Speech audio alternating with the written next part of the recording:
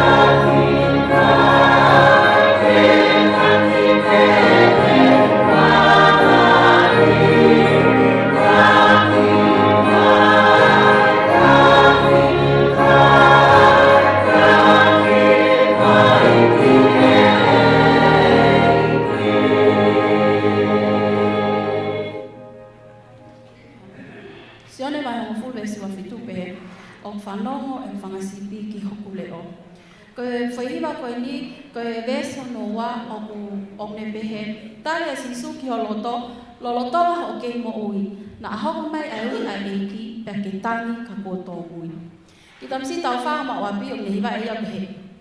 Tari a sisu ki holoto na ahoko mai o. Tari a sisu ki holoto vesi mua e finau kata. Tari a sisu ki holoto lolotonga aho ke mo ui. Na ahoko mai ai tuki ai eki pe ke tani ka kuotongu. Pe koe ui, pe koe tuki owa na ke whakakaukau ki ke tongu i he ui pe koe tuki koe. He te ke tani ai pate mau alma toka ki si tani koe ai. Tau hiwa mai, a hiwa koe ni, mo tau whakakaukau loto, ke he tau ha sisu whai ke tau mo ui, ke he taki ha sisu whai ke tau mo ui, ke tau mona, a hono leo o tau mimuia ki a.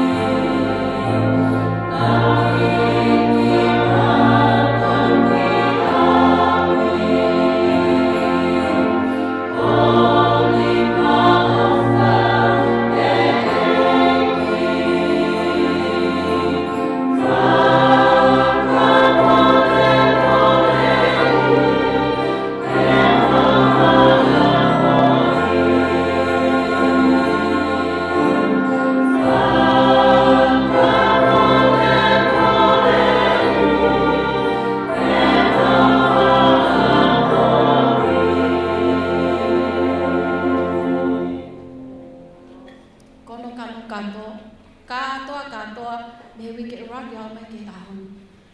Koe whai kamaria e pēni, koe taimi pēni. Kōlea ke mō me aha ke ki olunga, ke tau hiwa mai e tau theme song ki he Evangelio.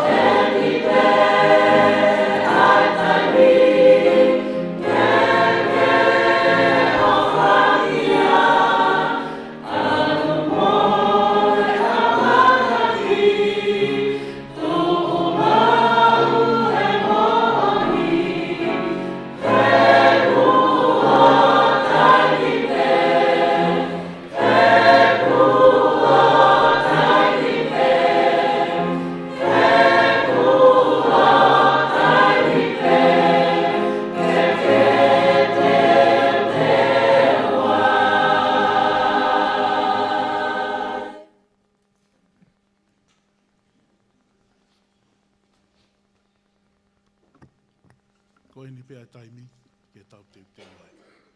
E meni ki ai. Ko kore pe mua ke o to mua tuku pe ai whatap ki he o tua maf.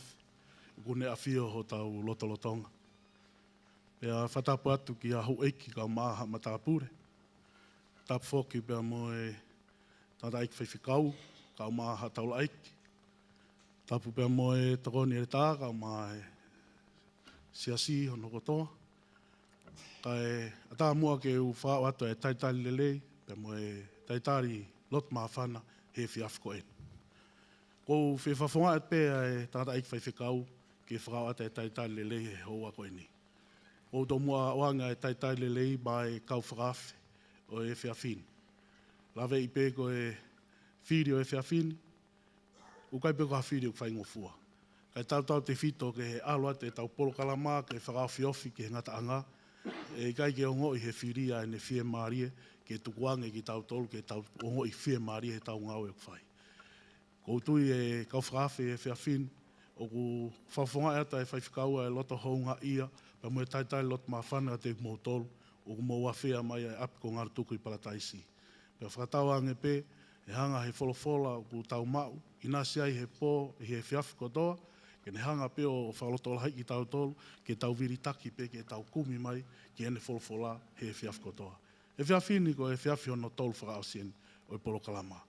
Pa ko tau me ia watu ki hono ngata anga, ka tau whawhetai.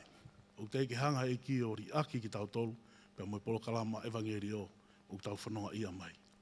Tai lelei foki, ai sia si hono kotoa, me sisi i taha, o au ke lai taha. Tai lelei hene kau wifi, tai lelei foki e kau hiwa eiki o e whiawhini. Whatanga pehanga i ki o mea ngau ki mautolu, i e ngahi whatongia, pe ke sound system, tā piano, kau teu whare. Whamalo lahat ke te mautolu, ka pehe foki e sia si hono kotoa. O ata e tai lelei te mautolu, i e whepoupo waki, mo e tau kau whakataha, i hono teke e ngau e eiki. Tai lelei foki e tangata i whaifkau malolo, palau ilo, e whiawhini. Whafofa e wakai atu ko ke toe foki mai ke whaosi e tau ngā ue e tau ko eni. Pea kou tui pe, e ongo i he loto kotoa he whiawhini e tau mawhana, i he tau ilo o toi si ipe. Pea ngeko e laua he wau toi si ipe e taimi ke tau te wai. Kou whie whauwhonga i hena e siasi hono kotoa whaifkau, Samson Lolo, ai taitari lot mawhana kia te koe i he whiawhini. Lawe i pē ku i kai ko ha whatongia whaingofu aen, o tui pē ko e teu lahi. Pea mo e kai ke mao ha whie maria i ho whakau, pea mo whengau ak, pea mo e lau maria ki ha wholofola, e whe unga, mai e siasi kau mai kau whakawhing tau o mai.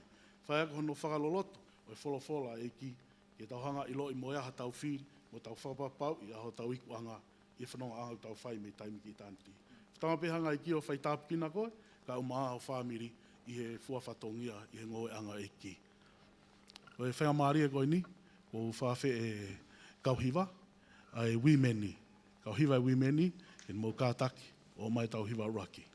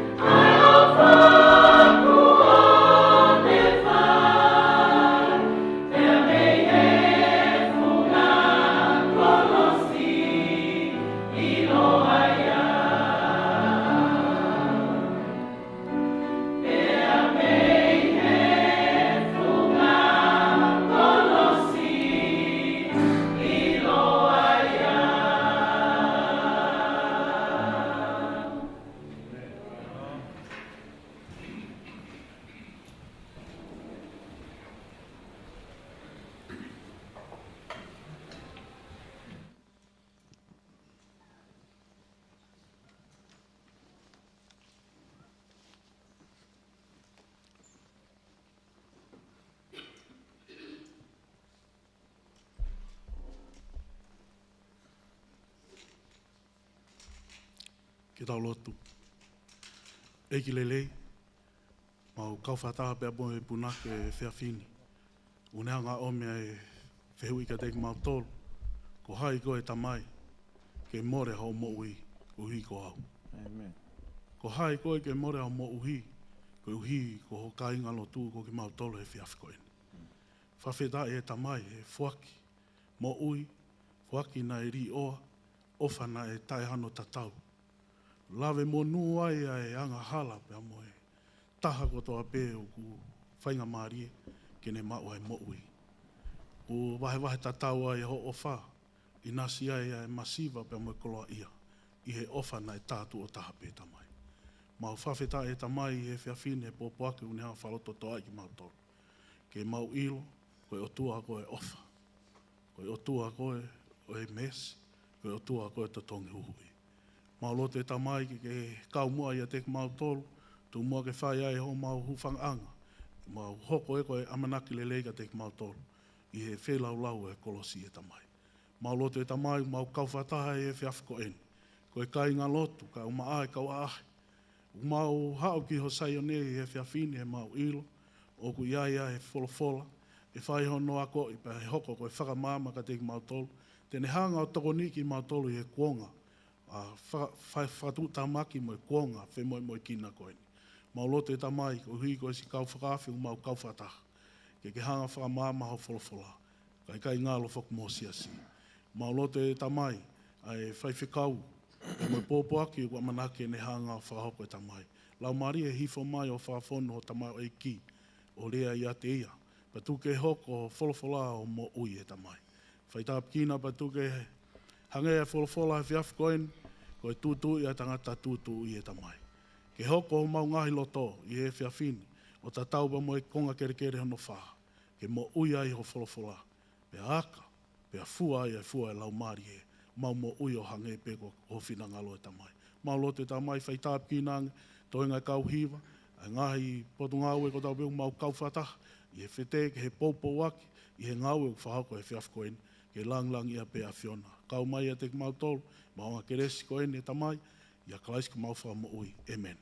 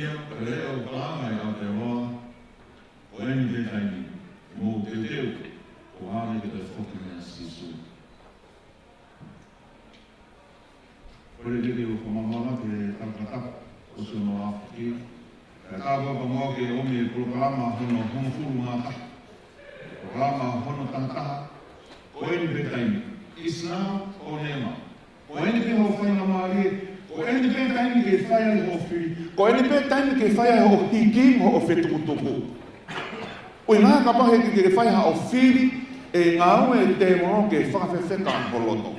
Pe e alo pe ia mo ke toi mama au pia mene. Ko hinga mahu inga e ni. Pena tau lame ke aia ne whia ko e whakakaukau mawha tukutuka. Pia mo whai ngata. Ka ni hamo ia ko e hongo ngere ta ngata. Ko e whia whini o ke hoka tupe pa mo e polokalama ka tau ia. Pe ko e kamenga ni au ku mamafa. Mahalo ke tau e whai mai e polokalama. Ko e polokalama whai ngata atahani. O ko whaingata aia kia koe. O ngā koe pōni, e whakapapau iai, koe haho mea u whai, i ho o whanongo, te ke whai tuuni, ki he mea koe ko ke whanonga i rolotonga koe ia, ai polo kalama koe ni. Ui ngai ke te whai anofo ia he funga a. Heu tau sio ngai koe haere angawa maa sisu, koe keinanga pēa e whangamanupuna, pe koe katoanga e taane o lami. Ko whenai teu iai. O tau whanonga mai eni pia moi tohi tapu koe tau textbook ai. Nā tau ngau e pe tohi tapu pia mea sene si kia whakaha. Ka pao o kui he tohi tapu, koe mea ia ke te koe pia mau, pia ke tatui ki ai.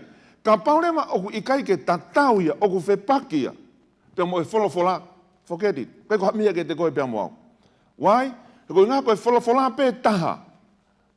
Wholofola pe taha. Koe wholofola ia o tua. Pea e mai a kau me fisi a kau pia moa e tu uloa pe wholofola tua. Tako sisu tonu eni. E mole langi pia mo e whonua kai abito mole haki hiko ngasi. In the beginning was the Word. And the Word was with God. And the Word was God. I he kamatanga na ia a wholofola. Pana i he otua a wholofola. Pea koe otua a wholofola. Pea hoko a wholofola o kakano. Tāpe. Penguea ko nei whainga taa pehe. Koe polokarama o e whiawhini kono kaminga. Koe whihui. E lama nei ke toi whakafoki mai. Ka pau ko ia whaiwhikau. Ngahi tau koe ni kua si tua ki hai. E lama nei ke toi whakafoki mai. E whewhe ne maha aku kamata fo ou. Tō taha ko toa pehe. Kono roto ia ke kamata fo ou. Ka e whewhe. E malama nei. Penguea ko nei mawha toki ai whakaukau e whiawhini. Tuku pere tau kau whataha i he lotu. Lau maari e maa oni, whai beho a ngā. Wholofola mai ho tamau e ki, hange pe ko ia he ngahi polokalama ko mau si tua ki ai. O ikai ko hao pe, peka te wholofola mai foki. Ki he loto ko toha pe, o ki heni, mo nau tolu he ngā lua pe. O nau wakai mai, mo nau whanonga mai e. Pia whai ho mau whakakoloa, ka miho o wholofola i he whiawhini. Amen. Ka paone ma koe ke whenā pasi e pa moe wholofola hari aki e koe. Kai tuku mua ke urei e foundation, ke ome whakawa e pa moe talateu ki he pōpua ki koe e whiawhini. Pea koe talateu o ku whewhek. Pea ka pao e mahino ka te ki tautore e talateu, osi e tau pōpua ke tautore i he whiawhini. Tohi koe a luke, o kure koten he toha mātiu, ma ake pea mo luke, kosperi. Ai tala noa koe ni, ai hao ha tangata koloa ia ko haki tala mou, pea nei hao ai ki a sisuo eke ki a ien. Koe haa mea te whai ke umaua e mo i tangata. Whaminu he whanongo, na tau hape ta tole programa uloaki, na i hai peha o whehui au. Whatever questions that you came with, right from day one. Na i hai peha o whehui, ka koe ni e whehui o kui loto he toko taha ko toa pe. Everybody who goes to church, this is his question. Koe whehui e ne kune eke. He koe uhinga ho alu ki he lotu, ke alu ki he vani. Pea ka pao kwa ha whehui mahu inga, tau right question. Koe whehui mahu inga, mo e whehui to tonu. Pea aku to tonu pea ke whehui ke to the right man, to the right person. Pea ka pau tau whemau ha tari ke whehui koe ni, o ku whemau e tari me he toka taha to tonu, which is Jesus himself. Koe hae mea te whai ke umae mo i tangata. Tarange si suhen, ves koe no wanoa. Ko ke ilo e whekau, ko ilo e whekau, do not commit adultery. Katoa ni i whea, i he whono e o tua. Pea mana tui koe te ha whekau ia tāpalasia e ngai ahoni, i e social media whakatokosiare, ko ose whono, ko ose whekau e o tuai. No, ko sisu te rei, o ne tala mai ke ha, ko whekau en, o na ke whakapo, o na ke tono, o na ke whakamoni loi, whapapa ki ho tamai poho whae. Tuai pe motu ko ia, talang he talavu, mahalo pe koe ki talavu hau whituen. Talangi ki ai. Ko tauhi e talavu me heu keisi, pea whakawhihu ki te hea toko taha. Talo e ku keisi mo e ku tauhia. Talang e sisu, mea e whiha, koe mea ta. Alo whakatau ho koloa, pia te ke maua e koloa lahi i he langi. You will have treasure in heaven. In other words, te ke maua e mo i tangata, and come and follow me. Pia ke hao ha, mui e te au. Koe whehui to tonu, pia na e eke pia ke he toko taha to tonu. Pia ka pau koe tali e ke he mo i tangata, koe tangata to tonu e ni ke hanga mai tali. Would you say amen? Would you agree with me? Koe whehui peni ke ave ke a sisu. Pena e hapa te tala noa ia. Koe ke whengata hen. Ka ko pita i pe. Tala lewa sisu. Mani, taku whaingata, tango kau, mea whaingata amon. Talange pita, ko mauri aki kotoa pēni, ka mau haa mui mui a te koe. Talange sisu. Koe mo oni o kou talaka te motolu, o kui kaiha tangata, e li aki eia hono whare, li aki eia pamane mātua, mohono kāinga, mohono unoho, ai whānau, ai pe koe uhi koe pure anga o tua.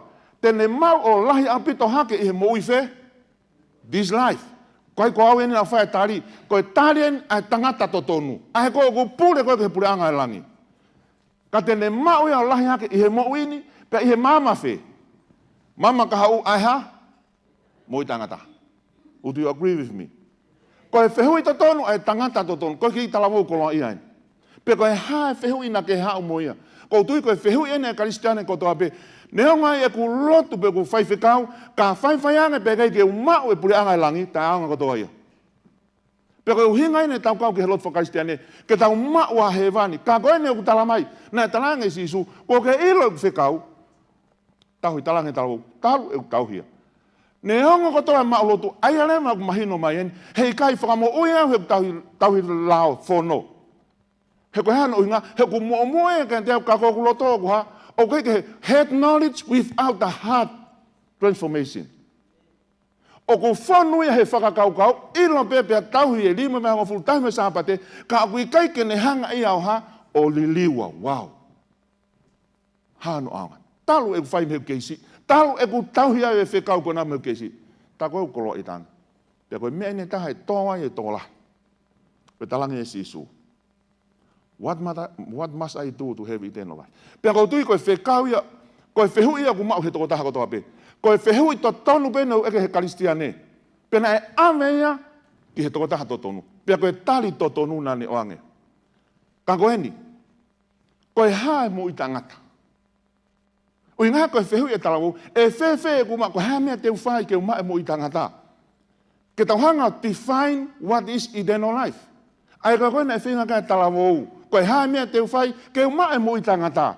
What is eternal life? Koe hae mo i tangata. I'm glad o koe ke hanga, o hanga e tohi tapu o mai. Koe definition e mo i tangata. Koe to tongi hanga hala koe ha, mate, for the wages of sin is death, but the gift of God, repetition. Ka koe mate, ka koe mo i tangata koe ha, koe whaki awhaia ai o tua. Ia sisu ka laisi ko tau eiki. Lau koe he pāk fo ou, koe tokonaki o hanga hala koe mate. Ka koe mea awha ai o tua ai mo i tangata. Ai alema koe repetition. Ai alema koe mea awha koe o tua, koe mo i tangata ia hai. So in other words, Jesus Christ is the eternal life.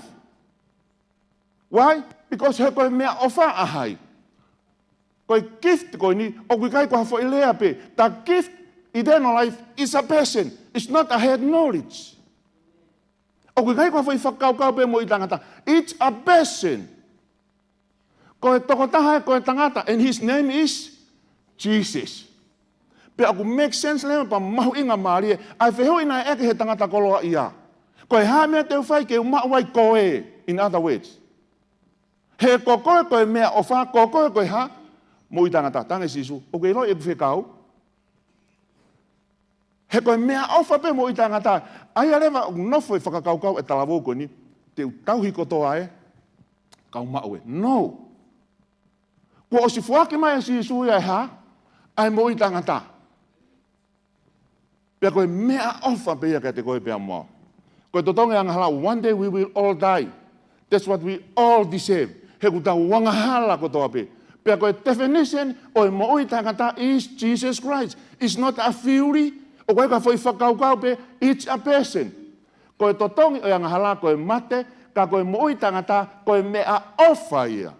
Ai otua ia hai, Jesus Christ. Tuo tolwe, mo i tangata, koe whaki ofa, koe mea ofa, otua ia Jesus Christ. Ai alema, you have Jesus, you have eternal life, as simple as that. Whai ngofua pia maa.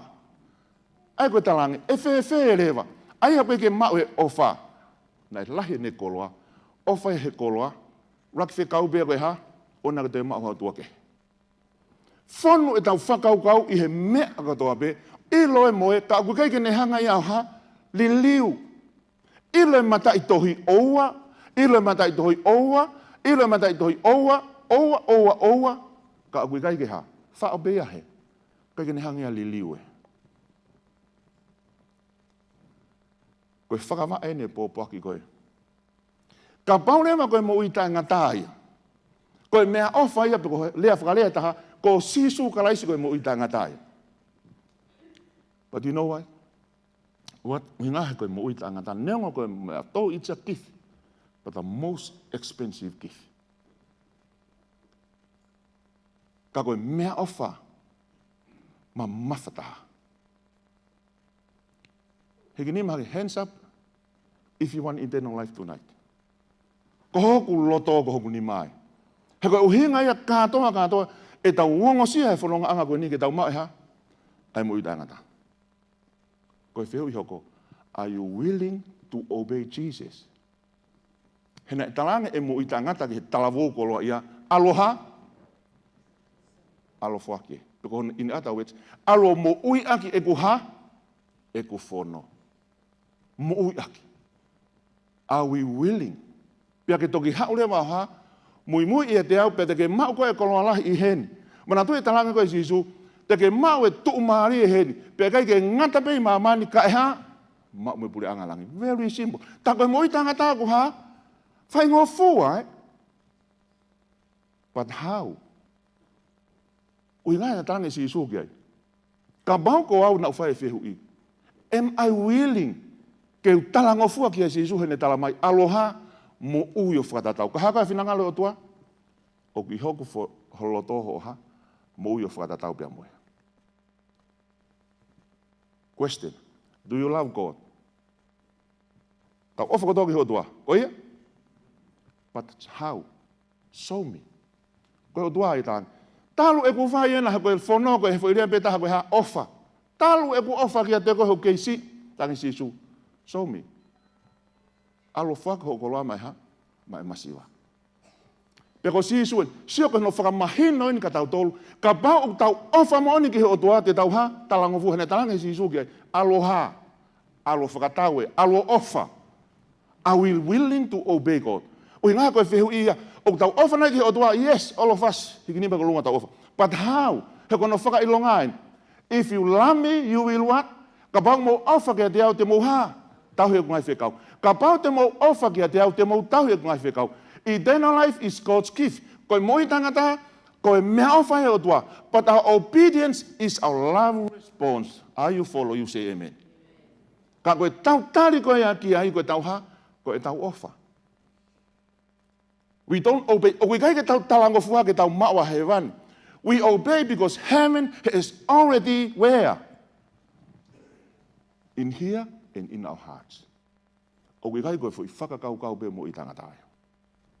Koe kresi ai o tua, o kune hanga o mai mea ofa koe mo i tangata, peko kalais. Ka tau hanga malu i mea ofa koe ya, o tau malu i aki e tau ha, e tau talango fua. Lamb catch it through obedience. O kuke ofa kia Jehova, iyo, how? Koin, o mai ke te ofian. Loksione mai nima vestolu. For this is the love of God that we keep his commandment. Ka pao o ofa hataha kia te au, ai he pak for ou. Sa ian he pak for ou, ko tohi tapu pe u tau ngau eke. Ka pao o ofa hataha kia te au, tene tauhi e ku ha, talangi si isu, aloha, whakatau. Obedience. Ta koe mui tanga tau, whai ngofua koe fu mea ofa pe. Pe he ku tali a aku kono honga ia hoku loto, te uha, pia kai ke ngata, ulaksione mahe nima vestolu, ko e nia a e ofa ki he otua, a e tau tahui ki he ne ngahi ha, koe lau e pak fo ou. Pia kui kai whakamamahi e ne ngahi whikau. O ke ofa nai ki he otua, hiki nima ni mau ke ofa ki he otua he pon. Te ke talango fua nai ki ai. Koe tai mene o whainga tae. He koe anu tarange si su alu ko vai e. Ka ke hanga mao e ha, mao ai mo i tangata.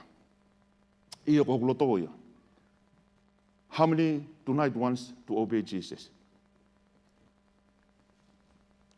Koe ulunganga ni o tu ata Moses. Ko tui ko mahino, ko ose tau pōpaki ta tole he whiawhi. Ka ko whi o mai pepa me he wholofola. Koe whahama ka te aho nau, Exodus vai tolu whawe si onu mo whit. Ko si homa koe o tua ku ha, alo ofa maata ata, ka taki wholoa, anga lelei, mo mooni. Lawange taha, ua, tolu, fa, nima. Ono. Men. Koe nā tulane koe, this is who God is. O kune whakaha, ai alo o whake ngai toko afe, i he ha, whakamore ai ha, ai hia, mo e ha.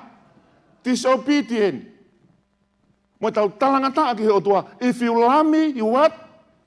Obey my commandments. Ka pang mo offer ke te au, mo talangofua whai ungai whekau. Kau talamai hene kune hanga be iau ha. Utu say amen. Talangata be whai ngai tangata. Kau talamai hene o kune hanga whakamore ai hia, mo e talangata, mo e anga hala. Ha mea be whai ngā hala be. Ka neongo ia, talamai e i kai apita tene hanga o whakatonu hia ai ha. Wow. Koe hea ia. Koe me en koko taimu mao e kau lotu. Io tau lotu ko toa be he ngai siasi ko toa be. Io mo onia. Taka pau lewa tau hala ia lewa mo talangata mo anga hala. E i kai apito ke ha, ke ni hanga e whakatonu hia. Koe rea koko langa e koe long suffering. Ka pante tau hanga liliu whakahanga tonu. Koe mamahi fuoloa. Mani, mamahi fuoloa ai o tua long suffering. Suffer long. Mamahi be o tua mo koe pe mo. Koe ha, koe talangata a mo e anga hala. Ka kune malama pea kene ha alo ofa, ma atata, katak fuoloa, anga lele mo mo on. Pe neongo kotoa eni, it will come to a point in time, probation close. Koe whiri te tau whai pe tau to. He kei te tau lava li liu ho tau kohiri. Ka te tau lava oha ngea kia si su i ahon. He ko tau tuunga tau tolu koe mate. Nau tolu kou whinga koe ke ahnau polisi le koti. Kei ke te lava ia. Whetu taka tu ki tonga, kei te lawai. Ngā ue koe elektronika mea ko toa pehe tai mini paku. Osi ia ia ko ia ia. Kei ke te lawai, hau pia ka pana ke i tori, hau e beia. Ka pana ke hopo, hau e bebea moia. But praise the Lord, te lama hei o tua, tene lawai o mai polisi le koti ha, maa mo hao ke te koe pa mo. Ka bau te tatari ia. Koe lawe nai wholofolani. So eri wahua vese wanima, pia te utoe omi ka te kumotolo e ngai tau ne kai e. Ngowe koea Israelie. Nau ngowe pia keina e mo e unufe mau, mo e unufe fulu. Kai ke toha whai ngā kovi, mo whai ngā unufe hene keina e nau ngowe. Pia ko hinga koe more koe ni, pia koe wholofona e Sihova, kia soeri, tahangi ai. Te ute hanga omi ka te kumotolo, a ngai tau na e mau e he mo e unufe, ngai tau na e ne fiha. O te toka ngā koko kohiri mo aneafi. Toko taha ko tonga pēna e kai he unufe hono aneafi. Myself standing here to testify. Kai ke toha unufe, unufe mau, unufe fulu. Na anau kai e kumo uihe aneafi. Taha ko toha pē. Pea neongo ne whakamamahi, pea me neongo e peko e hawha inga ka kutaramai e Sihova, te lama o ha, I will restore to you the years. O mau. What a God. He toki o tua ofa be, tau ne lama be e. Fisova nima i stamu i tāwhitu. O ngawe aka e ko ngā kele rei, ko kovi ai ngahi aho. Ko ia oua na mouta e poto, ka mou ilo pe ko e haa e whinangalo eki. It comes down to tonight. Ko e whia whini, ke ilo e au. Ke ha, ko e haa ai whinangalo o eki. To redeem and restore the years that I've wasted, ko e nipe. No the will of God for you tonight. Ko e haa e whinangalo e otua. Rok Timote wahe ua we stolpa mo e wha. He ko e mea lele eni pia anga hi au e otua ko tau wha mo ui. Aia o whinangalo ke whaka mo ui ai. How many? All men to be saved. And not only that, o kui kai ko li mai beki sayone. And to come unto the knowledge of the what? O kui kai ko whaka mo ui pe o whinangalo ke otua. Ka o ne whinangalo ke whaka mo ui e taha ko toa pe, pia ke ha o ke ilo e ha, ai mo oni. Question, what is truth? Tau sisako me ki tau tōrea hewi keni. Ko au pe ko e hala mo e ha, mo oni. Jesus is singular. The word is truth. Whakatapui ki mo toli ho mo ni ko o wholofola ko e ha ia. Mo ni ia. The law is truth. Singular ko toa ini. Tuhu katoa sami teo taha hiwa vesi teo whaua. Ko ho o whono ko e ha ia, mo ni ia singular. O kunau poini ko toa begi a hai, kia sisu. Ka koe whehui, how is man saved? e whewhe rewa e hao e whahinga tangata. Koe ha e whiri e whai e whahinga o e tangata. The truth of the matter is, ono mooni ona eni, not all will be saved. For not all are willing to what? To accept the knowledge of truth. O koe ko talanoa ka tau tolu koe ni. Ko tau si hako meki tau tolu he. Polokalama koe ni. Pia ko tau si ilo tau tolu e mooni. Ko ke si ilo koe mea ke whai. Koe whakamo uia ko whakia ki he toko taha ko toa pe. But not all choose to receive it. Why? Hano uhinga. Because not all desire the truth. He wikai ke loto ni ihi ke nau hanga embrace ke nau tali e mooni. We've been journey he e fiafi ko toa pe he wholofola e o tua. Kau kai ke loto ke o ha. Kai ke loto ke o pari. Pe kai rewa ke whai e whiri e o tua ma au. Kau kau te whai e whiri. Te uloto nai ke o talango fua. Pe hanga whewhe rewa ha tau whai ha whiri. Ui ngai ke te whema o ha tu ui e loto maaria. Ko talanoa ni ke tonga tahana e pūre ia i he whale lotu. Tempare, ni ko ti masi. Mana tui ko talanoa ni a Sisu i he wahe tolu. O se baptaiso o Sisu i he wahe uluaki.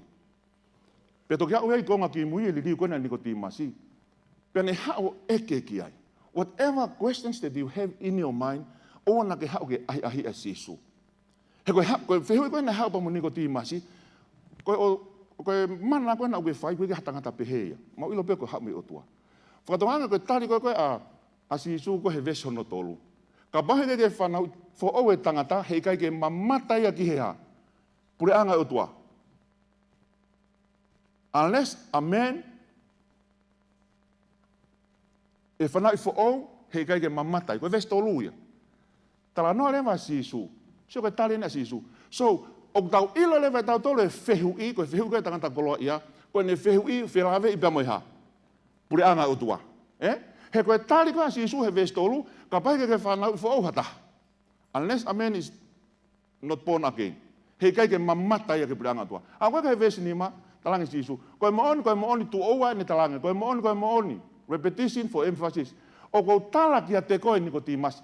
Ka paike kai whanau i a tangata i he ha, vai, pia mo e ha, lau maari e ha ia. E ha, e kai a pito wha ahui a ki whe. So whatever questions that you have in your mind, o na ke hao ai ahi ake o tua. Tā koe whehui koe ani ko ti masi na hao eke ki a Sisu, the right question to the right man and the right answer. O ni hanga o aweka ni ko ti masi. Ni ko ti masi? Ka mahi kai ke whanau i fōu e tangata i he ha, i he vai pe mo e ha, laumari e i kai. Pea koe tari eni ai toko taha koe ku pure koe mo i tangata koia. Koe ke ilo pe te hanga o whakarea whewhe. E i kai bito huia. Me e unga koe ni hei kai ke tau te lama e tau tolo whakamawahi wahi. Hei kai ke tau whakalahi, hei kai ke tau whakasi isi. Pehe ni ihi a koe ha. Ngata piau ai pia he laumari e. Mana tui osia ne baptaiso koe a Sisu. We cannot separate. They must go hand in hand. Pau ke whanau e tangata ia e ha. Aha koe ta tau whanau e ki tau toluia, koe tau whanau e that's a beginning. But we need a new beginning. Na tau manawa e tau whae, na i he mai. Kau whemau lema a new beginning, we need a new beginning through the Holy Spirit, water, and the Holy Spirit. Wako in tōwa hanu me siwa ke tātaha. I kai ke mo ilo, e i kai hoko, e he tai whai tō tonu ke pranga o tua. Pene toki whakalau lewa.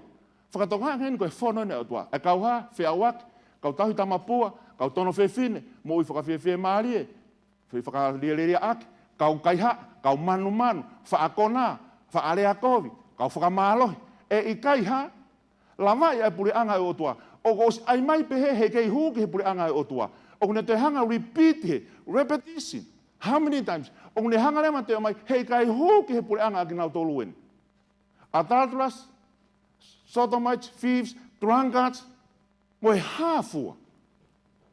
Koe tala noa e wholova, hei kei ke huha tahi e. Wakin tōwa e ono, vesi hiwa tātā. Pene, pehe e mouni ihi, ka kua fufulu aki mo tolu, ka kua whakatapui aki mo tolu, ka kua whakatonuhi aki mo tolu. Mea e tolu. Fufulu, whakatapui, whakatonuhi aki mo tolu, i he huafa o eiko si usu kalaisi, pe i he ha, lau maare. O kui kai keu fai au ha mea ke teo. I cannot do all these things. He kai keu lava au fai ke wash myself and sanctify myself and justify myself. Ko ngau e kotoa ai otua whakafonga he ha. Lau mari e manoni. Ta tau e pepo ke hae lahi eku. Alu lotu. Au kai be mo ha. No. Kai ke lama. Ko ngau e otua. How are we born in the spirit?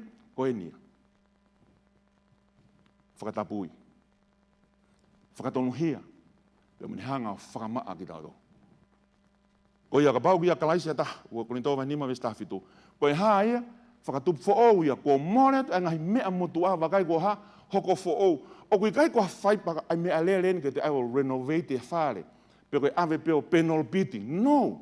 Tana mai ka te tau tōria ko e rea ko ngawe a ki ko e ha. Ko te whakatupu fo'ou. Ko uhingan ke he. Therefore, if any man be in Christ, ia kalaisi hataha koe whakatupu fo'ou ia. O koe ke te hoko koe, you no longer a caterpillar, you become a butterfly. Same creature, different nature. Are you follow? Ko i kai rema ke te hoko koe ki caterpillar, ko ke hoko koe ki i pepe. Ta tau pe ka ko ha, whanau i fo'ou. Koe lea ni koe, koe uhinga ni koe in Christ. Koe whanau i fo'ou ia. You surrender your life. Ko ke hanga tūlolo ho mu i kia te. It's all about relationship. Ho vā bea mo ia. Loma vahe walu e sulaki. Pea ko ia kui kai ha whakamala ia ka te kinau tolu oku ia. There is no condemnation to them which are in Christ. Ai koe ko nau whanau i fo'ou ia kalaisi. He ko henu koe ke nau te ewe ewa i he kakano, ka ki he ha, lau marie. So if we allow Jesus to take away our past, kene hanga restore, kene hanga toi whakafoki mai koe ni, the old is gone. And there is no condemnation. Koe alo ipa koe whanau ia i he lau marie. Ni hanga rewa kati atu e kakano. Kare tia hewa vesi wanoa, ko tutoki au ke mate o hangeko kalaisi. I am crucified with Christ. Ka kua mo ui, ka ui kai ko au ia, ka ko kalaisi o kuha, mo ui ia te au. How can I be crucified with Christ? Te alo tu hafu papa pe hau, mo mau tutuki au. Eh? Koe uhinga na eni ki ai? Uhinga na eni apostolo ki ai? No, uhinga na toko taimion koku humai. He kai ke tau alo, he talamai ke tau tolu koe whakatonuhia, mo e fufulu, mo e whakamaoni o ni i, koe ngawe ahai. A kalaisi beia. Pehene apostolo, ke tutuki au pe mo kalaisi, ke mate hange ko kalaisi. Koe hana e ne uhinga ko ni. What does it mean? Ke tutuki au pe mo kalaisi. Iho i kai mo ilo ko tau tolu ko toa pena e baptaiso ki a si su kalaisi, na tau baptaiso ki he ne ha, ki he ne pekia. So to crucify with Christ is to go through the water of ke tutuki au ke hange ko kalaisi, ke fōu i he vai o baptaiso, he koe taimi ko fōu ai i he vai o baptaiso, o ko fōu ai o whakatatau pa moene ha. That's how we are crucified with Christ. And if you follow, say amen. Ta koe tutuki ko mo kalaisi, o koe kai ko alo tu mo mau tutuki au. Sai bea ka koe mamahi ia pe mo i whakamore taimi. Ka koe tutuki ko mo kalaisi, it's simple. You don't have to crucify yourself. Koe baptaiso, koe simbolo ia o pekia koe a kalaisi. Loma mahana ves tolu mo e wha. He koe ia ko tau tanu whakatahai. This is it. Ko tau tanu whakatahai mo ia, i he baptaiso he mate. Pekia koe a kalaisi. Koe uhi ke hangeha no whakotu a kalaisi me he mate e malohe tamai. Ke pehefok e tau ha, whelakai. Aia ko tau tutuki koe mo, koe tutuki koe kalaisi, pe pekia, pe to e tuuhake. Aia ko no whakatai peheni. O tau tanu whakataha pea mo ia, he taimi koe tanu ai ki tau tolu, i he whaitoka o vai o taipe ia, whaitoka koe nea kalaisi. Aia nema koe baptaiso, baptism is not only a funeral, it is also a wedding. Utu say amen. O kui kai pea koe putu ai baptaiso, ka koe ha, ka koe taane, koe kātoanga. Kai tia wahe tolu vesi wafitu. He koe mo tolu ko toa pea koe baptaiso ki a kalaisi, ko mu ai ahai, ai a kalaisi. How? Mana tui tau tanu pea moia, pea tau tue tuha ke he moui fo'ou whakataha pea moia. Koe aha koe koe nā ke maari ai. O hanga he bright or take a new name. is an outward expression of an inward experience. Pia kai ke mo ma ke mo ai nga fu whakapapau, pia kata e kakai, ko hokulo tō ia te mate ai, ko e ku fuaka ni ka te koe. I he ao e kakai pa moe ha, pa moe otua. Baptism is the same. You declare publicly, ai mea ku hoko i loto. He koe tō koe ango mea mari, o hi ngā koe nā o sia i loto ai na ha, a e na wheo whaake. Pia ku na tafoki mei whe, mamani. Ko ia aku ofa ke he mamani koe haia, koe whiri ai otua.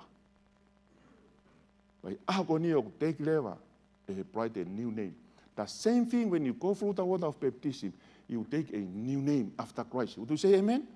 Koe ako ke whaua he baptaiso, tanua he whai toka vai, pia ke te tōha ke he moi whau whatahapa mo kalaisi, pia ku ulewa koe whoha. O mōre atu e ngahi mea motua. Ka ku mahu inga whewhe nai e baptaiso. Me pango ia honi, te ki hanga ni ihia whakamahu inga. Ka aku asi he wholofola, asi tu o walu noa ia e whuakawa whou. Pango ilo ka pau e aha taha ke tau wako pia mea i. Tau wako pia mea wholofola, mea moi ta ngata, me he mea ofa mea sisu. Pia ku baptaiso a sisu nei, aluhaka le vai me he vai, pia hongo mai leo pia me he langi. Ko eni pe kātoanga mo e o wau, o tau whai he vani, ka aku mamama ia e whe, loto langi. Baptaiso koe a sisu, arifai e lupe koe lau maari e maanuni. Ko hoku alo ofa angain. It happened to Jesus, it will happen to you and I. He aho konu tau fua he baptaiso. Pena baptaiso a sion, a sisu e sione. I he vai lahi i fe, i soatani. Baptaiso a sisu, na e luet pe, na e eve evat. Pea wakai mai a sione, wakai ke he lami ai o tua kune ha, ave anga hala maamani. Na e anga whewhe hono ave e sisu e anga hala mamani, through his death. He ne mate, pia te rio, pia ha, te tu. Koe whaungai nei ave e kalaisi tau anga hala. Pia koe uhinga koe taipe o e baptaiso. Pe talangi mai sisu, mahe tahano ves tahano, o maake, koe osi e nia e tutuki o sisu pa mone toi tuu. Now, ko hoko e pekia mo ne te tu, ko ne hanga le ma tu ni ke ne kawako, mo hoki mamani ko toa peo malanga ko ngone li. Ko ia e tui mo ha, baptaiso e ha, mo ui. Ka ko ia e ikai ha, in other words, ko ia ko e talanga taa. He ko e tui o ku ha, talango fua. Te ke lau ko he folofola, ke kata ko e kau helo ko toa pe he folofola, ko e kau tui ko ia na nau ha, talango fua. Ki mea whai ngofua koe tala ngofua. But why? He koe tala ngofua. Tangi si isu, ka pahi ke whanau i whauko i he vai pa me lau maari. Koe tui koe mea whakalau maari, koe ku tali kakato pe aku. Osi a koe ne pekia, pene toki hangarewa whakamamafa. He koha, ai baptaiso, he koe hunga koe tuhuia ke he ne pekia. Pea ku lahi apito e ngai whaunga ia. Kako mo ilo ka, o kui kai ke ha whaunga, koe whaunga koe baptaiso, ko no taipe o na ia, koe pekia a kalaisi. Koe taimi koe teke ilai e mooni, pe hangarewa he mooni o whakatawa tānai koe. E mea pāngoe talu e taulele mahi polo kalama koni, every truth of the Bible, hanga e te wolo, counter by say that. Mooni koe o baptaiso, hanga pehe te woloi. Pea ku lahi ngahi whaunga ia. Ngau i aki bēni, tulu i aki bē me i lolo, pe koe me i vai. Ring hifo e mai he ulu. Pe koe hapea no whainga o wau. Tanu i he IC koe baptaiso ia. Ka koe whehe ui. O kui aina i ha kehe i ha taha o baptaiso. Koe hana e whaunga totonu. He kai ke whai e ku lau. Kai ke whai moho lau. Koe hae lau koe ai wholofola. E wheso vai whawe se whaba mo nima. O ku taha pia sino pia taha lau maari e iyo. O hange ko mo ui ki amanaki lelei. O ku taha no o mo ui. Koe eiki be fiha, taha. One Lord, one faith, and 1,000 baptisms. Koe eiki be taha, koe tui be taha, koe baptaiso be fiha. Koe baptaiso be taha. Taha be. If it's in the Bible, ka pau o we tohi tabu, it's for you and I. If it's not in the Bible, please. Mana tu na tau sio kia ane po, o ku ha, whakalau maari e ka koe anai ai ha, o e te volo, o me lau maari e uri. Koe rea baptaiso ku hinga ke tanu. Tanu pia whakahauku, e uku o puri i he vai. Mana tui koe pekia koe a kalaisi. Ai lema he kono taipe o na ia, ai pekia, mono tano, mo te tua kalaisi. Ki mua ke tau tano hataha, I whaitoka, he must face what? Ko pau ke ulaki mate. I kai koe, he kai ke tau tafoki peo tanu mo ui hataha. Baptism is a free willing. Ko ofo I loto pe a koe ke tari ke ha, ke forward wai. Pea ka pau lema te uhanga papi hataha, peko haki pepe without his conscience. O kui kai koe ne ilo e ia, o kui re vai a koe ha. O kui re vai a koe tā mate tangata. Wai, he ko hanga o tamate ia, I kai ka hane loto ki ai. Are you follow? Ko halai au ki he whakapō. He koe ni, ko no oho ni koe baptaiso ni. Koe anu koe ki lalo koe he whaitoka koe vai, ko no tanu ia. Ai lewa koe mate ia ki he tangata montua. I he anda I lalo koe whaitoka tatapa mo sisu, I he whaitoka vai. Ai lewa ku tau whakailonga whakatahai ki tau tō. Tau kau whakatahai ki he pekia koe a sisu. Koe taimi kou tau whakotoha kai koe pa me he whaitoka vai, o ku tatau ia pa mo he toha ki a sisu pa me ha. Ni hanga tāmai e sipinga. Ai lewa koe mate pa mo he baptaiso, kono taipe o ku tatau. He koe tau tanu koe tau mate o ku ha. Tanu fo hake. Sio ke na whai tatau koe ni. Koe baptaiso, it's the same. Ko pau ke haa ia, ke tanu ia ke puria. He keite ke hanga peo o tanu, kai asi peha konga ki olu. I kai ke ngatai, koe mate o ku kui e ha, ai mate. Mate au pito. O inga koe tanu ia mate ia e tangata motua. Pea kai ke rewa ke ngatai, koe mate o more ene ha, o ku more ene manama. Ka koe hahano uhinga, koe taipe to tonu eni, o baptaiso whakauku, koe pekia a kalaisi mo ne te tu. Tanu mo ne te tu. Kana yanga fe ene hao. Nai toki hao pe ki mui, nai ngawe aki pea, nau kawatu ki he tua hi kamatanga e tauni, pena mau alwai he ngahi feitu kone hake e lotu. Ilo ka, iai pe ngahi fu, whaianga baptaiso he ngahi whai lotu kuia. Oku kei tuu pea iau ki he ahon. Kana yanga fe, to kamata mai se entuli hono tahaua. Na kamata ki lewa ke ngau e aki e nia. Ui ngā ku whai ngofua, kai ke te pia vave, kai ke te more time, pia ngau e aki lewa e. If it's not in the Bible, it's not for you and I. Kana e hao mei wheen. Ui ngā he koeni koe tālanga ni a Augustine o Hippo, e sentuli whāpea mo enima. Ui ngā koe original sin. Anga hala originale. Koe pepe ko tama peo ku whanau I mai o ku mo'ua ia he anga hala ko ia atama. Pea ka pau lewa ko the only way is to baptize him. Ka pau e mate ia o alwe ki heri hu whanga whakatapu. Koe ako naki nai ai wholofola whilawe me whanki kaureka. Pea haua I pe ia. O ku hale mai ako naki, o ku whepaki e pa me ako naki koe tohi tapu.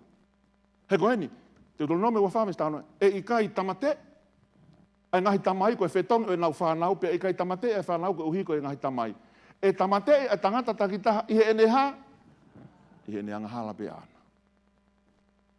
Te fua pe au kuia. Pe keke ngatai ko sisu, koe ne talanoa koe fuakau fo'ou. Tuange kaure ka ke hau kia te au, he uku oe ka kai pehe ai ha. Let them come to me, for such as this, they belongs to the what? To the kingdom of God. Koe talanoa na sisu. Tuange whanau ke nau hau kia te au. He ko nau tolu ia ai ha, a pune anga langi. And who are we to say ka mate au kife? It's not in the Bible. Koe mea koe wako naki koe he toi tapu, koe tāpua ki e whanau. Samuela, ave e ana, o tāpua ki. E eke ngatai ko sisu, koe e whai taki anga. Koe mena hauka sisu nei ave ia o tāpua ki e Simeone e tempare. Pe toki tupu hakai a sisu es en atart, pe toki whongato a sisu e ha, vai o e baptaiso. He is our example. Ko ia atanto tonu, ko ia e whakatahataka te taulu. Ka te ilo whewhea ko tau ke o baptaisa. Te ilo whewhea, step ulaki. Ko paupea ke ako naki ko he ha, he wholofola koe au tua. Not by your emotion. Ko pau ke ako I koe. Pea koe nia koe ke lama ke ako I, we cannot teach the babies. He ke lama ako I hae. whanau ia, ulakia. Pea ko kinau tolu na mau fia ene lea ahe Pentekosi. Na nau baptaiso pe ahe ko ia na uluia e kakai toko fiha. How many? 3,000. How many sermon? How many sermon? Just one. Wow. For in malanga peta, pea papia e toko fiha. How many series have we? Tahatahan. Ilo kau te uhinga koe, why? He ko hanga he tangata whakawhehu ia. O lema pe keu ilo moe, o lema keu ilo moe, ka kohono uhinga o na ia kou tolo iai e kuha. You already make a decision. O ke hanga ko whai tu uni ke tolo. Fo i malanga pe ta, aho e Pentekosi. Ka kohen lewa e whekau lahina e whai sisu. Mo hoki mamai no whakalotu ia ngai puri anga kotoa pe, o ha, o baptaiso ki nā tole hua whai tamai mo almo lau marie. O hoka tu pe hako naki, teaching. He kai osia. So baptism is only the beginning of our journey. Would you say amen? He ose baptizo ia, he kai ke ilo ko e mo oni, you will continue to be taught in the word of God. E hoko tai pe o no ako i he ha, i folofola tu ako ni baptizo ia. Pe ahiri ko ia e ha, pe mo ako nakat ka te na tolu ke na tokanga ki he mea ko tonga pe, are you follow? So baptism you don't wait until you know the Bible from Genesis to Revelation. Hey, kai bete ke ilo. Even myself. Baptism is a commitment. It's a choice, a decision. Te hanga ave e kumoi whakamatua. Step on Noah. Keke tui. Babies cannot believe. Because they cannot be taught, and therefore they cannot believe. Keke na ilo na tol hameta. E mea pango ia nei, whai tu uni pe tamai mo e whai maa tau tol hena tau whōhaki ai. Koe tu uni e ha, ai tamai pe mo e whai. Paupeke ako, Filipe, pe pehe Filipe, o le leia o ka pau o ke tui aki ho ha, lo toko toa pe, pe ne lea anga o pehe, o ko tui ko sisu kalaisi ko aloe o tua, and that was enough, ke hangai e Filipe o pamtaiso e ha, ai iuno ke, how many sermon?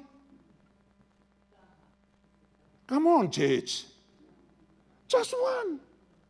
Kona ako tohi tapu, kone ako tohi tapu e heka he ha. So, e lama peke ke whakauri peko ia, o ke ako tohi tapu e peko ia. Pea lotonga na whakauri kone ako tohi tapu kone he sari o te, talangarewa ia koe ha. Kaha mea tuaya hano baptaiso au. Pe talangarewa Filipe, e malama ia, o ka pao ku ke tui aki ho ha, lotoko toa pe. Pea talange ia, o ko tui ko sisu kalaisi ko e alohe o toa, and that was enough for him to be baptized. Would you say amen? Ngau e walu ves tol walu. Pea ne whekau rewa ke ha, tu e sari o te, pea na ha, they both went down. Na whakatou alu pe ki lalo. Teke alu fe me pe soni. How can you go down? Iha ki me i vai. He koe ni, pea na ha, o hifo ki naua ke he vai, whakatou osi pe a Filipe mo i uno ke, whakatou osi. They both went down. Pea ne baptaiso ia, pea ihe na ha, o hake, and they both came out. This is what my papa, koe tohi tāpuen. He koe mea pango, he ku tui pa mo ha, tui pa mo e tevolo. O ku tui whoke e tevolo e pia nau ha. But the thing is, it's only a head knowledge, not a heart change. Tui e tevolo ka koe ne lawa liliu e mo ui. Koe tau tui o tau whalala kakata. Koe sea ini. O mo pehe lava he sea hapai au. E lava he sea hapai au. Ka pau teu ta utuai. Ka o ka pau, o ko pehe, e lava he sea that Jaya can carry me. Ka o ka pau he keke teu ta utua ua he ha. O koe ke uia ko ha. Ko ha tui. Unless I sit beautiful. Okay. Pea o pehe pe tau whalala kakato ki he otua u tau ha. Tau whalala kakato ki ai. Tene hanga hapai ki tau. Pea koe whaka osi rewa repentance. Koe whaka tō mala is, koe lea kou ngau aki, is changing the way we think, our mind. Why? Because koe tau whaka kau, o tau hanga form, e tau habits, e tau lea, e tau action, o ne hanga developia ki he tau character, and our character determines our destiny. Aia koe whaka tō mala rema, koe whai tu uni aku he, he koe tene whai e ku whiri, whaitu ke wafe ke ai mo whaitu ke alu ke ai. Te iloi ai whaitu tūni. Can a baby repent? O hinga heke ke lama a koi, heke ke tū ia, heke ke lama iloi ai mea koini. Pa he nau whanonga ahu Pentekosien, na e mahuhuhuhu ho nau loto. Pena nau pehe ki a pita mono toi ka apostolo. E kau tangata, koe ha mea te mau whai, what's how we do? Pena talanga nema e pita ke te nau tolu, ha, whakatomala, and it's individual. Na e kai ke hau pe fo hao baptaiso ki ene ha, tamai mo e whae, no. Pea mau takitaha ha, baptaiso whakafo itui pe, baptaiso pe koe teti, baptaiso pe koe foha. O i kai ke te hau e, baptaiso pe, ai pe mo e api. Katoa. No. Mo whakatomala pea mo ha, baptaiso. Pea kung nautona e mau fia ene lea, na nau baptaiso. Pea koe fo i malanga beta. Pea koe malanga koe na malanga ke pita koe peki a sisu. I kai te ke ilo koe angalelea e o tua koe mea ke tataki koe ke ha, not by our fear. Ka koe kresi ma alo ofa o tua, ke ne hanga tataki. Pea koe lau maari ena tau hako koe ki ai, koe hea une hanga o ha, une hanga hoe, o we, une hanga valoki. Une hanga valoki au ke o whai tūtuni. Koe taimi ko tau pia ko tau wakai ki he kolosi, o tau siwai ki he palaku mo e kou o hua nunu ai angahara. And that's us. Pea ko tau, we all killed, ko tau mo'ua ko tau pia mo halaia, he ko tau hanga tutuki a kalaisi. Iyo, it reveals his love. Pea kone te hanga whakao ata mai, ai kino ha o i kuanga hala. Koe taimi o kou siha whaka te au, I don't know how I'm going to be saved. But when I look at Christ, kai ke ilpo hamea te umore. Ai koe ngai step weni, ako, o ke tui, pia ke whatomala. O ku i kai koe vaia. He koe ke ha malohi ai. Ka koe ku talango fua ke he whekau koe o tuha, ke whanai fo ke baptaiso i ha, i he vai pa mo e lau maari. Ai a koe lau maari, une whai e ha, ai liliu. Kai koe hangawi ako.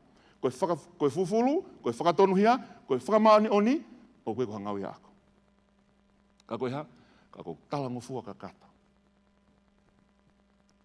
E lama nei ke toi papi hata. Iyo. Ka pau nei baptaiso pe ki tau tolo he tau ke vale. Ka pau nei baptaiso pe koe, ne kei te ke ilo koe ha mea e taha ki ai.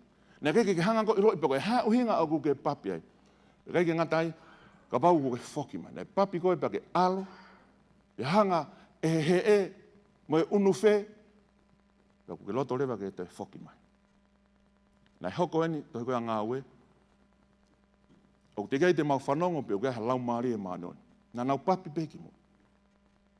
Pea pehe e te nau tolu. Pea mou baptaiso, pea ne mou baptaiso e hea, pea pehe ki he baptaiso a sione, pea toki pehe e paula. Koe mo oni nai baptaiso ake e sione e baptaiso ki he whakatomala. O ne pehe ki he kakai ke nau tui ki a te ia, mui ki a te ia. Pea e nau whanongo i ni, nā nau ha, nā nau baptaiso. Koe hai mea hoko he taimiku tau baptaiso ai. Iyo, o whalatau me lawa e wholofola, o ha, talangi e pita, ke mo taktaha, baptaiso, ke whakamore ho moanga hala. We claim it by faith. Koe lau maare maano ni, kune hanga whakanofo ki tau tolu, ki he ngāu e koe ai otua. Kai ke ngatai, pia tānaki mai ki tau tolu ki he whamiri koe otua.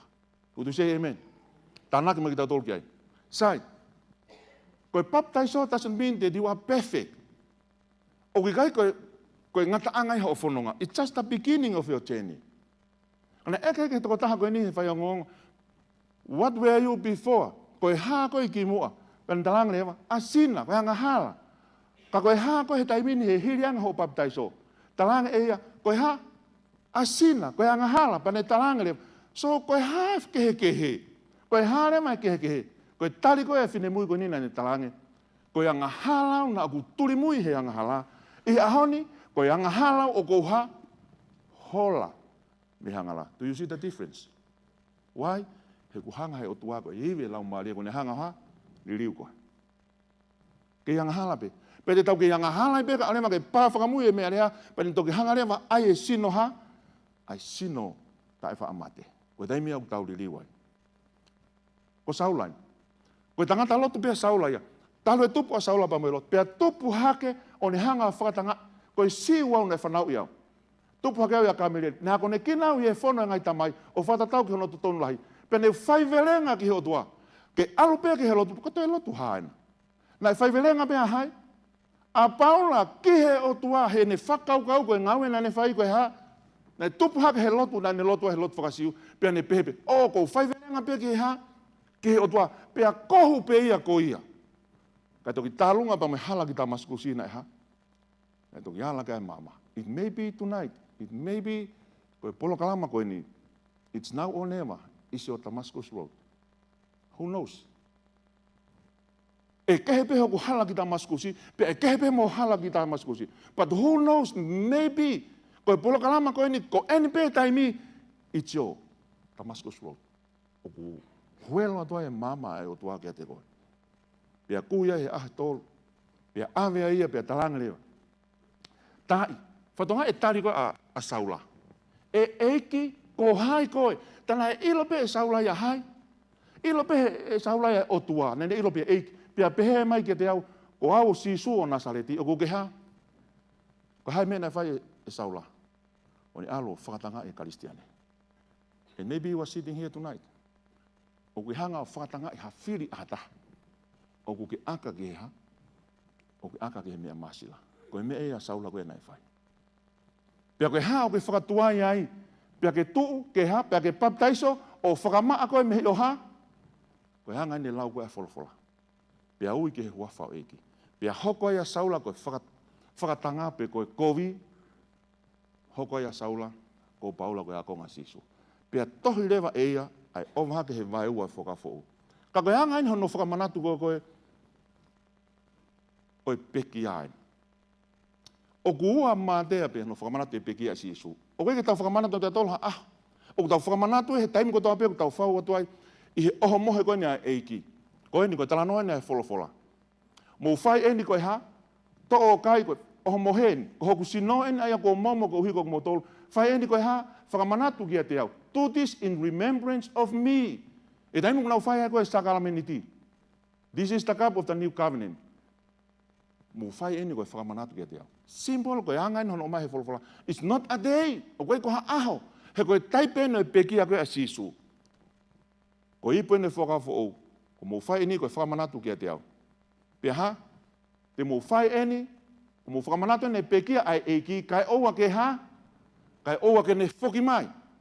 Ko hinga kou tau whakamanatu ai be i he o au e oho mohe. O tau hanga whakamanatu ai the Lord's death. How do we hanga hai whaunga o tau hanga whakamanatu e pekia e o tua? O tau hanga whakamanatu e pekia a sisu i e ha, i he oau koe a oho mohe. And if that is clear, say amen. Not a day. Never in the Bible. Kai ki asi he toi tapu. Ka pau e hataha ke tau mui ki ai, ko sisu. Tala noa ula pita waheua visua taha. Pea ko ne tuku mai ha, whai taki anga ka te mo tolu ke mo ha. Hands up if you wanna follow his footsteps. Ke mo topu wa e taha pe mo sisu. O ne tuku mai e whai taki anga, ke tau topu wa e taha moe. Do you want to follow his footsteps? Do you want to obey him? E loto nai ke talangufua ke a te. He ka pau tau tō whakataha moe, he tatau ene peki a te tau tō whakataha moe, he tatau ene ha, o ene toi tū. Pako o mai e ai whale whihiki taki ko eni, peki a sisu, pea ko eni ku tau talia he tui, mana tui whoki, ko sisu o sio peki a sisu, ta beginning en ha, ko e kamata anga moe ha, moe ngata anga e tui. And as he moves, we move. Ko taime o ku ngawe, te tau tari e peki a sisu. Pe tau whauantua he vai o baptaiso, pe tau aloa e o ako ne wholofola koe mai. Pe kai ke ngatai te tau lotu, kai ke ngatai te tau hoko koe whakamooni, kai o anema koe whame o tua ke tau hau ki whe, this is where we end. Would you say amen? Ko eni koe ngata anga no tui, he kai ke taha whaitu ke hupe mi ai, ko paupe ke hume. Koe matapaa ku hume ai tahape. Ko paupe ke tau kamata i whe, i he. Kamata pe he kolosi o whauatu he vai o e baptaiso, kai o rewa ko tau wau ke, ko tau mo ui o whakatatau, te mo ene whono. Famili hoi whanongo he whawhi. He koe ke tūko ke alo e whainga maari e koe ni. Ilo kako e baptaiso, nai kamata i e topu uluake. Tawalu toltaha, ili fuka i hapai. Pena baptaiso ia i he baptaiso whakauku. Ka ko hinga pe ko tuku whakaholo. Manatui, if it's in the Bible, it's for you and I.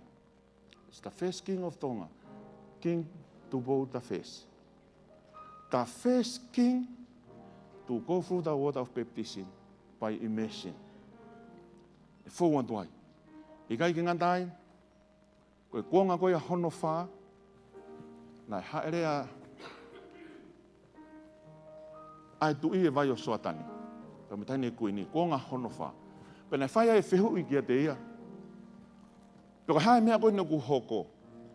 Peko ne tārien, mahino pia kia te au koe uraki take au he pure anga mo e tui ke baptaiso iai soatani. Mahalo pe e hoko ni ko alunga. Maybe it will establish a trend. Koe tō wholofola ina e tui. Pea ne baptaiso ai. Pea alu pea me kau takilotu toko lahi. O baptaiso ai. Why? Kai hiri koe a koe whaunga ia o ku ikai ke he, ke whakahoko ia ai. Nā o atu ki, o baptaiso ai. Koe uhoi ne tui o karistiane, koe wholofola, koe pekia si Jesu mo ne tue tu. Koe o ku whewhai ai whawhe i he houa koe ni. Koe ahoni, o ka pau ku mou whanongo ki honore o, o na whakawhewheka ho mouloto. Whewhai ai whakawhe koe ni, e sāpate e whai ai e baptaiso hen. Ko tau whanonga mai ne e whiawhe hongo fulo, hao mai ki he whiawhini. Pekai ke fuoloa ni. Weha taha hen, kui pe ho mea ngā hu whanga whakatama. Kui pe pea ke talanoa pe pa mai o tua i holo toi. Kai tuku pe pe a ua te ui e lau maari e maano ni ki a te koe. Pea ka pao koe ha taha hen. O ne tari e whawhe koe ni, ai ui koe ni he whiawhini. Ke whonga te he vai o baptaiso, o kou whawhe koe ke mea haka ua. Iai nai ha taha. Nai malanga pea noa ia he tau e te au ua noa. Nai manukia. Nai lau. Kanei ke tuki pea noa ia. Hangea koe ia, koe aho e whoha e tangata, tene whoki mai ai. E tatau pe pa mo aho koe ao noa. Whahinga kakai pe ua. Ko kinau tolu nai hau pe a ake. Ko kinau tolu nai hau koe.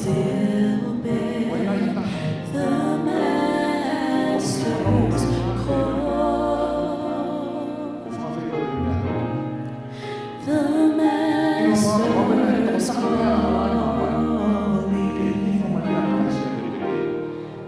If there anyone here,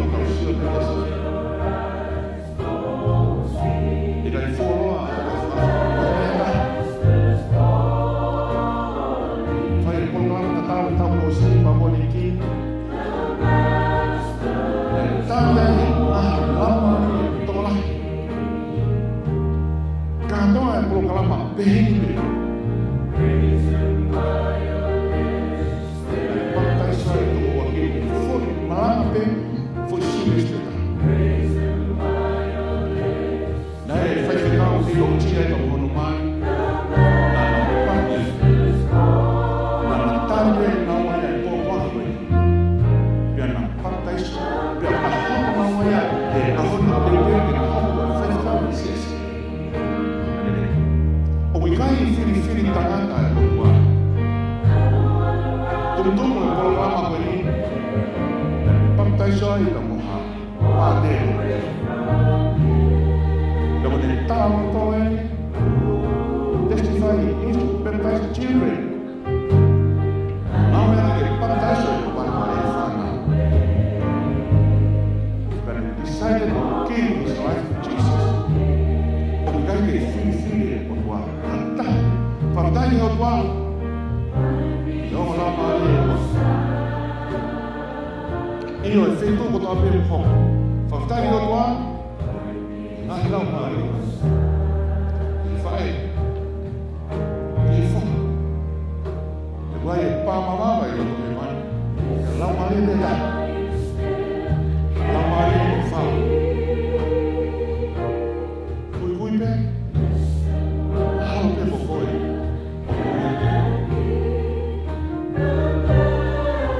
Pe me fa que fa na ulises. Isso ka ba ko lo to e. Me tem commitment. Que não é Jesus.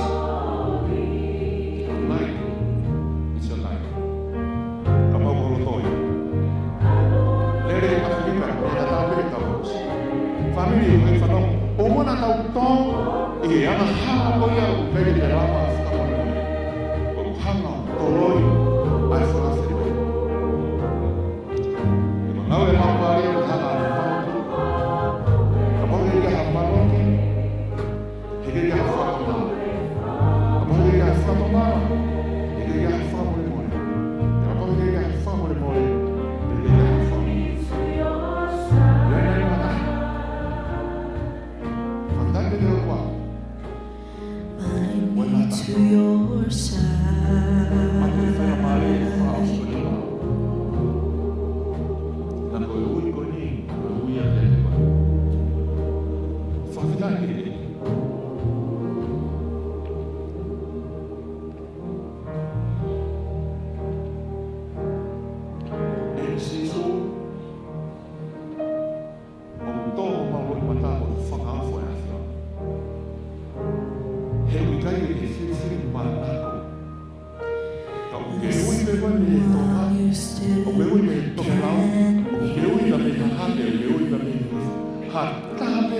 Listen while you can hear the Master's call. The Master's calling.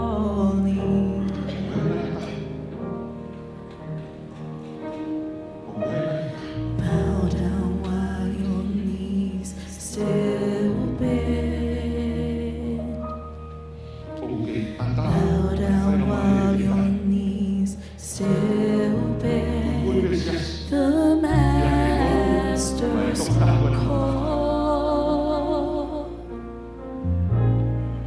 The Master's call.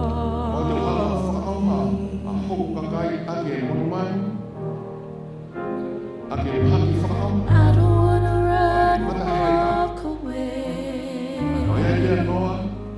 Walk away from him.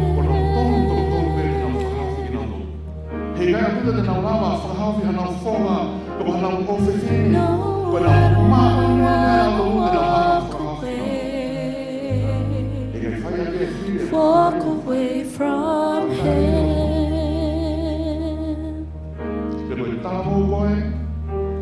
Bind me to your side.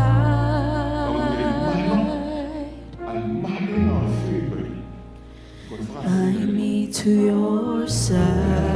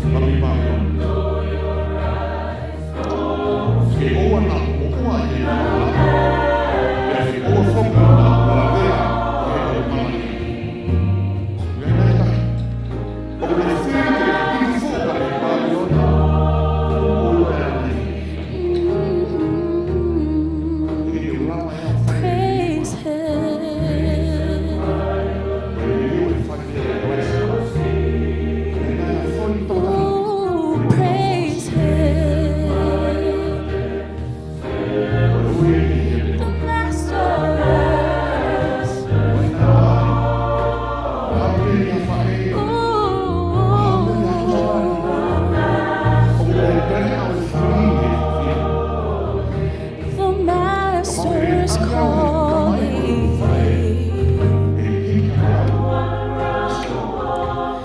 I don't want to walk away. Walk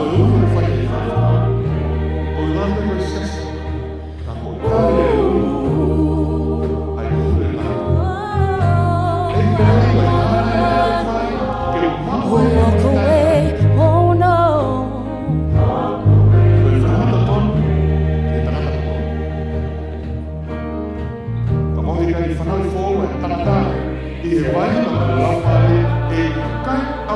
Bind me to your side.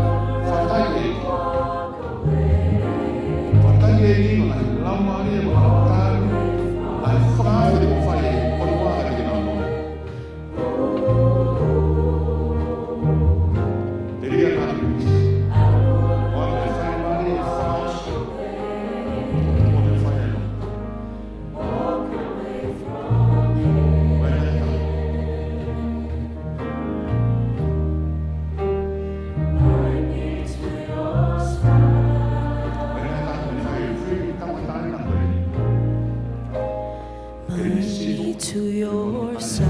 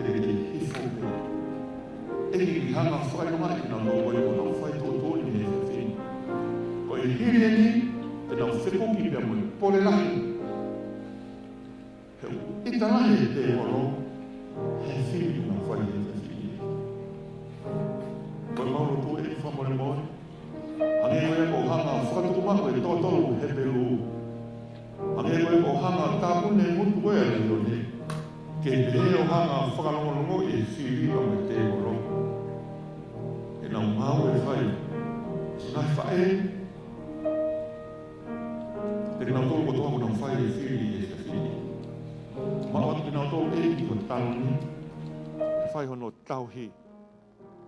Ia fai hono whakahau i ki nau tō eki. Ko e whiri ko nau whai ke mui pe mo tari ui ai a Fiona. Mau kore koto ai ni whawhao alo ko ia beho mau whamo ui. Amen. Whawhi e kau hiwa ke nau kantake o mea hifki lala. Kai whawhi e kau hiwa ai wimeni ke nau mai e popak hiwa whaosi.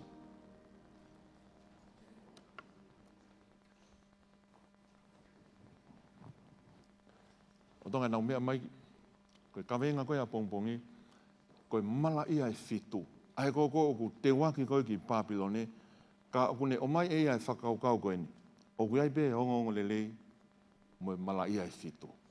O nake misi he whiawha pongpongi, hao ke whanongo ai, ki he mala ia e fitu.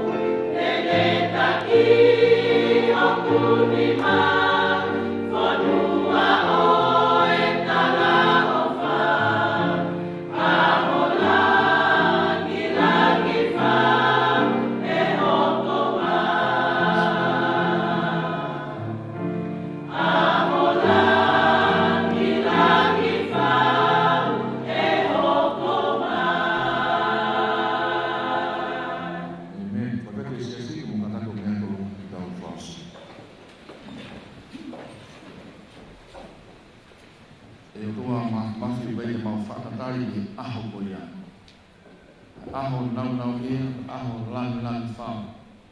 E te whoki mai e awe ho kakai e api ko ke hana o tui tui. E ki mau whakitaki. Ngā me koe e whakawho a whio e. O ki kai e whiri whiri mana. Ka mga tawa e pēa ho o wha. E taha katoa me. Ka tawa e pēa ka wahai tuunga o mua kia e mau kui. Koe o tuunga koe mesi. Koe ala ofa. Ka uiare tai me. Aho te whoki mai e tāpune e matamawe alo o wha. O tāpune e mau whiri eki. Whawhitai pēko ki nau tolu eko nau whai e whiri he whia whini. Whake e nau mo ui, nau talango fua, e nau mui mui ki e te koe eki. Whaitāpu kina ki nau tolu mo e whiri ko nau whakahoko. Ke tuku ho lau maari e, ke awhio e te ki nau tolu, ko ngā pe eki koe whakawhiri, ai te wolo e whai, e hiri e nau whiri kua whai he whia whini. Tuku ha mau tāpua ki he hoani ka ha mau whoki pa mau sai one. Toi whakawhoki re mai ki matolo pongpongina, ke hauka tai pe mau whanongo ki ho wholofola.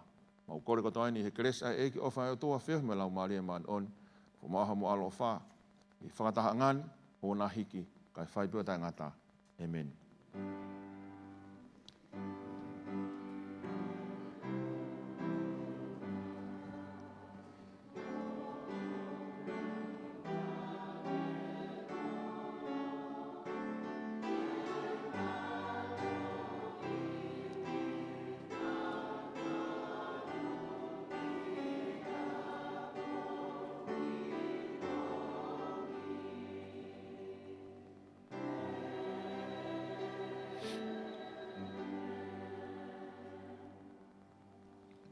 Amen. Osi e konga ulaki,